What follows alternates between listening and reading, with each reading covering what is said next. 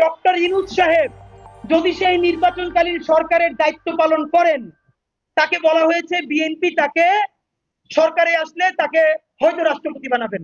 আমরা অ্যাপ্রিসিয়েট করি ডক্টর ইউনূসের মতো একটা অ্যাসেট বাংলাদেশের পক্ষে কাজ করুক, এটা সবার জন্য সম্মাননা।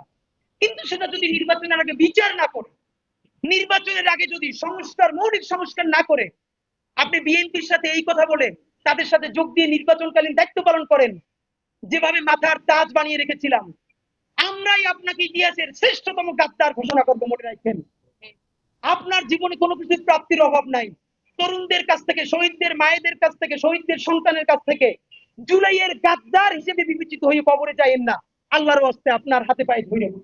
বিএনপির ভাইয়েরা, যেই শহীদ জিয়া বাকশালের পর নতুন গণতন্ত্র ফিরিয়ে আনছে, যেই খালেদা জিয়া 91-তে শুধু ভারত বাংলাদেশ নিয়ে যাবে এই সত্য কথা বইলা তুমুল ভোটে নির্বাচিত হয়েছে, সেই জিয়ার দল, সেই খালেদা জিয়ার দল বিএনপি আজকে সংস্কারের পক্ষে যদি কথা না বলে, আজকে বিচারের পক্ষে বড় মিছিলটা না করে, তাহলে আমরা সেই বিএনপিকে বলতে চাই, মনে রাখেন অভ্যুত্থান শুরু হয়েছে, অভ্যুত্থান শেষ হয় নাই।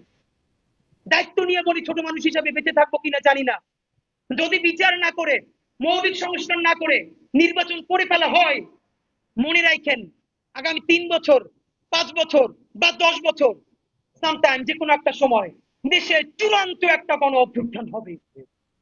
সেই গণ অভ্যুত্থানের নেতৃত্ব দেবে এই হাজার হাজার শহীদের বাবা মায়েরা, আহত যোদ্ধারা, এবং আমাদের মতো যাদের হৃদয় রক্তক্ষরণ হয়েছে কোটি কোটি জনগণ, যারা বিএনপিও করে না, জামাতও করে না, কোন দল করে না, তারা খালি বাংলাদেশ করে।